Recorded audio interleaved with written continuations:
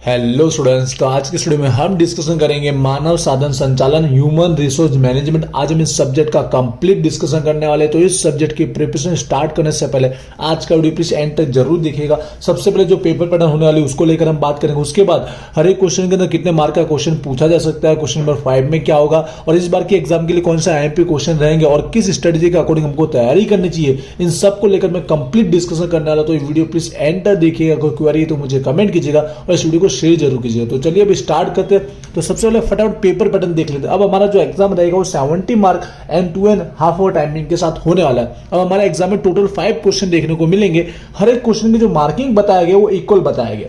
Equal marking के according total 14 mark रहने वाले एक एक क्वेश्चन के। लास्ट जो क्वेश्चन नंबर 5 होगा वो भी हमारा 14 मार्क का ही रहने वाला है। इसके अकॉर्डिंग टोटल हमारे 70 मार्क हो जाएंगे कवर। अब एक एक क्वेश्चन को भी डिटेल में डिस्कशन कर लेते हैं कि पहले मार्किंग कितना रहेगा, एक क्वेश्चन के अंदर कितने क्वेश्चन पूछे जाएंगे और कितने मार्किंग के होंगे। तो यूनिवर्सिटी की ओर से हमको 3 ऑप्शन बताया गया। जैसे कि एक 14 का पूछेगा तो ऑप्शन में 2 7-7 का एक ये ऑप्शन बताया, दूसरा कि 2 7-7 ऊपर पूछेगा और नीचे भी 2 7-7, या फिर उसने बताया गया है कि 14 के ऑप्शन में भी 14। तो हमारे इस सब्जेक्ट एचआरएम में क्या अप्लाई हो सकता है जिसके अकॉर्डिंग 14 कवर करेगा। तो मुझे जो लगता है 90% इसके अकॉर्डिंग होने के चांसेस है, ठीक है, क्योंकि 2018 और 19 में इसके अकॉर्डिंग ही पूछा गया थे। बाय चांस हो सकता है कि किसी यूनिट में उसको चेंज करके ये भी वो अप्लाई कर सकता है, क्योंकि हमारे पास 7-7 मार्क के क्वेश्चन बहुत सारे होते हैं। लेकिन मुझे लगता है कि 2-3 क्वेश्चन मिला के 14 में कवर कर सकता है। इसके लिए ये पेपर पैटर्न मुझे लगता है आप हर एक क्वेश्चन में सेम समझ सकते हो कि हमको 14 मार्क का एक क्वेश्चन देखने को मिलेगा तो उसके ऑप्शन में 2 7-7 आप जो चाहिए वो अटेम्प्ट कर सकते हो। ऊपर का करना है तो एक हो गया 14 का, नीचे जाना तो आपको दोनों अटेम्प्ट करने रहेंगे। मेरे अकॉर्डिंग लगता है कि सारे के सारे यूनिट के अंदर सारे क्वेश्चन में सेम की ओर से पूछ सकता है। बाय चांस अगर किसी में उसे चेंज करना है तो वो कर भी सकता है, मतलब कि 7-7 और नीचे ऑप्शन में भी 7-7 बाय चांस कहीं चेंज करना है तो कर सकता है। मोस्ट ऑफ इस चांसेस के अकॉर्डिंग हम तैयारी करेंगे। क्वेश्चन 5 को भी हम देख लेते हैं कि क्या पूछा जा सकता है, ठीक है। आईएमपी क्वेश्चन में बताऊंगा, एंड तक देखना, ठीक है। क्वेश्चन 5 में वैसे हमको 3-4 ऑप्शन बताए गए, पर यह सब्जेक्ट एक ऐसा है कि यहाँ पर एमसीक्यू वाइज भी 2-3 बार एग्जाम हुई है। तो 1 लाइनर जो क्वेश्चन होते हैं, 1 लाइनर मतलब समझो शॉर्ट क्वेश्चन होते हैं, कुछ पॉइंट पूछ लेगा, उस टाइप के क्वेश्चन भी एग्जाम में पूछे गए। तो इस सब्जेक्ट में फिक्स नहीं बोल सकते, बट हम तैयारी जो करेंगे ना, आई थिंक उसके जो एमसीक्यू भी हो जाएंगे और 1 लाइनर भी हो ही जाएंगे। पहले बता दो मार्किंग कितनी है। तो आपके 2 मार्क रहने वाले, एक एमसीक्यू के 2 मार्क रहने वाले, तो आपको 7 अटेम्प्ट करने, कितने करने 7, लेकिन आपको एक्स्ट्रा दिए गए होंगे, आई थिंक 12 के अराउंड दिए होंगे। 12 में से 7 आपको अटेम्प्ट करना है। नंबर का कोई इंपॉर्टेंस रहेगा नहीं, तो आगे पीछे आप जो आते हैं पहले वो लिखिएगा, ठीक है, जिससे 2 मार्क के अकॉर्डिंग आपके 14 कवर हो जाएंगे। इसकी तैयारी पहले बता दो। 1 लाइनर आपकी बुक में दिए गए, तो 1 लाइनर जो आपकी बुक में दिए गए वो आपको रेडी कर ही लेना, ठीक है। इंग्लिश में वाला समझ जाएंगे, बुक सेम ही है। जो 1 लाइनर हमें दिए गए वही रेडी कर लेना सबसे पहले, तो क्योंकि इसकी तो मैं लॉन्ग जो क्वेश्चन है वो भी कवर होने वाले। जो 1 लाइनर दिख रही इसकी तो मैं लॉन्ग क्वेश्चन भी रेडी हो जाएगी, क्योंकि हमको कहीं पर व्याख्या डेफिनेशन पूछी जाएगी, कहीं पर कोई पॉइंट होंगे जस्ट मुद्दे लिखने के लिए पूछ दिए जाएंगे।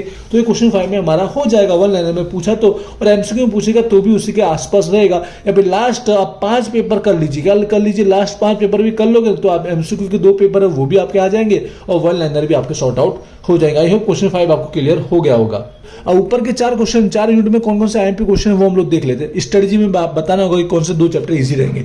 तो मैं बिग बुक के थ्रू बता देता हूं, क्योंकि यहाँ पर बहुत सारे क्वेश्चन है। आप जानते हैं एचआरएम ही एक हमारा ऐसा सब्जेक्ट है जिसमें एक ही यूनिट के अंदर चैप्टर भी ज्यादा है और क्वेश्चन भी बहुत सारे ज्यादा है। जैसे कि आप फर्स्ट यूनिट में 2 चैप्टर है, तो यहाँ पर देख रहे हो 3 चैप्टर है, तो यहाँ तो देख लीजिए 5 चैप्टर है। तो आप देखिए एक ही यूनिट में आपका चैप्टर ज्यादा है, क्वेश्चन की प्रमाण जो है वो भी ज्यादा है। तो अब हमें अगर यहाँ पर एक यूनिट के अंदर 3 क्वेश्चन है तो 3 क्वेश्चन कौन से हो सकते हैं वो देना बहुत ही मुश्किल रहता है, क्योंकि क्वेश्चन के प्रमाण ज्यादा है, बहुत सारे क्वेश्चन दिए गए इसके लिए। बट फिर भी मैं अपने आईएमपी क्वेश्चन बताने की कोशिश करूंगा। उतने रीड करोगे तो भी आपका काम 90% तो हो ही जाएगा। जो हमारा 14 और 7-7 आएगा तो ऊपर नीचे कहीं ना कहीं आपको दिख ही जाएगा। 14 का भी बताऊंगा कि अगर दो चैप्टर दिए तो कौन से चैप्टर का 14 हो सकता है, जिससे लास्ट में स्टडी करने वाले स्टूडेंट्स को हेल्प रहेगी कि अगर कम टाइम में तो वही 14 का अटेम्प्ट कर ले। अगर इसी के अकॉर्डिंग आया तो एंड तक देखना।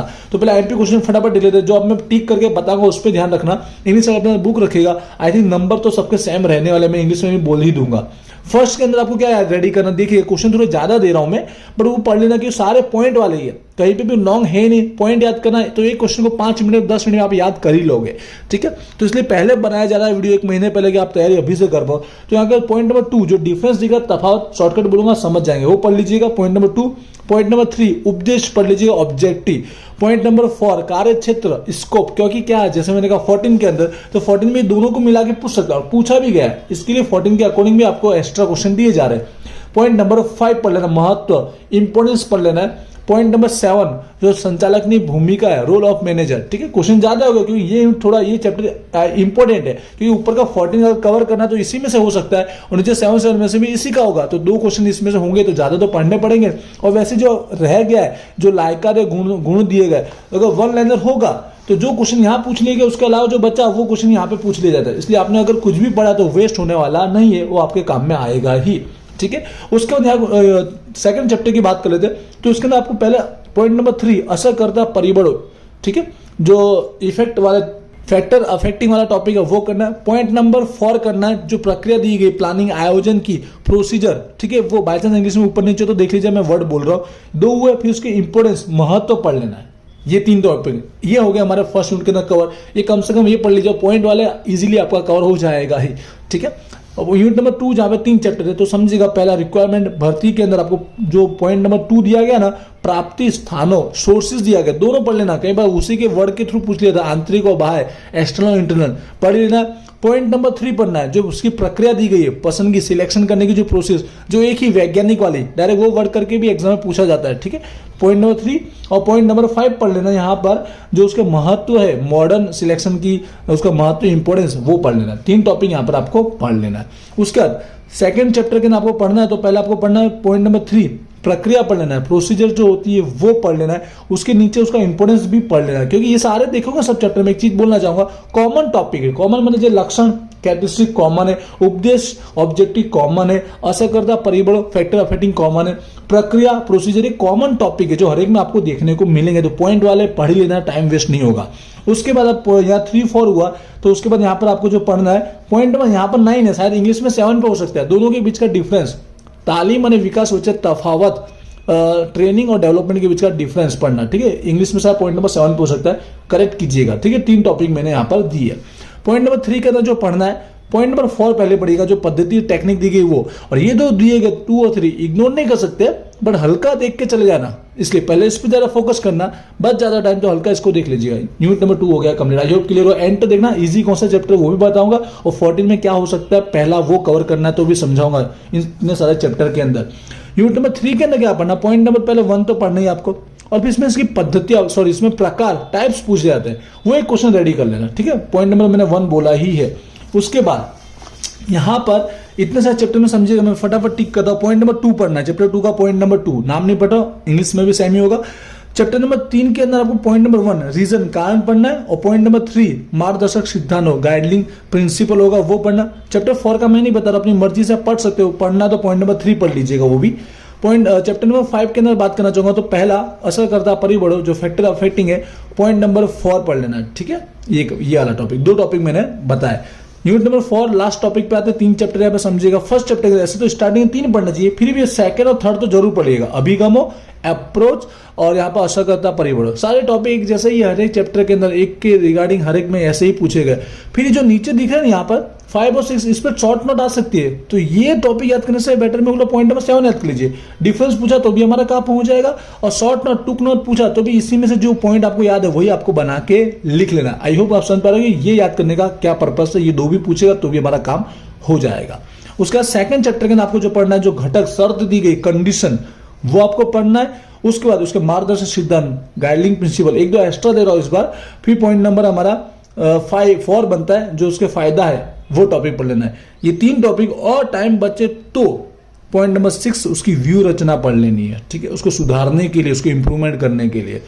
चैप्टर नंबर 3 के आपको पढ़ना है ना, ऐसे तो 2, 3, 4 तीनों इंपॉर्टेंट है, पर पॉइंट नंबर 3 पहले पढ़िएगा, पॉइंट नंबर 3 पहले पढ़िएगा, उसके बाद आप देखिएगा महत्व पढ़ लीजिएगा, इंपोर्टेंस, और लगे टाइम तो उपदेश हेतु पढ़ लीजिएगा। थोड़े ज्यादा टॉपिक दिए क्योंकि है इतने सारे, और पढ़ने में इजी है, फटाफट पढ़ोगे आपको समझ में आएगा। प्रैक्टिकल जुड़े हुए टॉपिक है, सारे प्रैक्टिकल मैं डीप में समझा भी सकता हूँ। आई होप आईएमपी क्लियर हो चुका। अब स्ट्रेटेजी और मैं बता देता हूं, अगर इसी पेपर पैटर्न के अकॉर्डिंग पूछा तो 14 में कौन सा हो सकता है। देखिए यहाँ 2 चैप्टर है ना, तो फर्स्ट चैप्टर को प्रायोरिटी दीजिए, 14 का हो सकता है। ये उन स्टूडेंट्स के लिए कल एग्जाम है और वो चाहते हैं कि भाई मुझे सारे क्वेश्चन नहीं होने वाले, तो पहले फर्स्ट चैप्टर का कोशिश कीजिए यूनिट नंबर 1 के अंदर, ठीक है। ज्यादातर चांसेस है, बाय चांस चेंज होना हो सकता है, बट आप अपने रिस्क पे इस पे जा सकते हो। यूनिट नंबर 2 के अंदर किस पे जा सकते हो 14 मार्क के लिए, तो चैप्टर नंबर 1 पे जा सकते हो। 3 चैप्टर है, फिर भी मैं एक का नाम ले रहा हूं तो रिक्स है, बट फिर भी जो कल ही एग्जाम है उसका टाइम ही कम है, 2-3 आवर है, तो क्या कर सकता है, तो एक तो चैप्टर पढ़ ले तो इस पे पहले जा सकते हैं। 7 में तो आएगा ही ना कहीं तो होगा, पर 14 में ज्यादा चांस किसके वो मैं बता रहा हूं। समझ रहे हो मेरा कहने का मतलब, ये भी आप यूज कर सकते हो। यहाँ पे आपका 4-5 चैप्टर है, चैप्टर 1 को थोड़ा प्रायोरिटी ज्यादा दे सकते हो। चैप्टर 1 यूनिट नंबर 3 के अंदर 14 मार्क के अंदर। यूनिट नंबर 4 के अंदर कौन सा हो सकता है, चैप्टर नंबर 1, मतलब 1 स्टार्टिंग ऑफ फर्स्ट ही बता रहा हूं। 14 के अंदर प्रायोरिटी ज्यादा होती है पूछने की, जिनके पास टाइम कम है तो 14 के पहले कवर कर सकता है, ठीक है। बाई चांस चेंज हो तो 7 में तो रहेगा ही, तो इसके अकॉर्डिंग आई होप ये भी आपका आसान ही रहेगा। और सबसे इजी चैप्टर कौन सा आपके, तो वो भी बताना चाहूंगा। मुझे लगता है जो टॉपिक या फिर आपको जो इंटरेस्टिंग टॉपिक है जिसका जानना आपको ज्यादा अच्छा लगता है वो पढ़ लीजिएगा। चैप्टर यूनिट नंबर 1 और 2 ज्यादा ईजी है, ठीक है। बाकी जिसके बारे में आपको ज्यादा आइडिया है वो आप पढ़ सकते हो अपनी मर्जी से। तो आई होप मैंने कंप्लीट डिस्कशन किया होगा, एमपी कौन सी थियरी है, स्ट्रेटेजी क्या है, पेपर पैटर्न क्या, क्वेश्चन 5 में क्या करना, कुछ रह गया तो मुझे कमेंट कीजिएगा, ठीक है। इसके अलावा और भी वीडियो आने वाले, इंस्टाग्राम पे जरूर फॉलो कीजिएगा। मिलते हैं नेक्स्ट वीडियो में।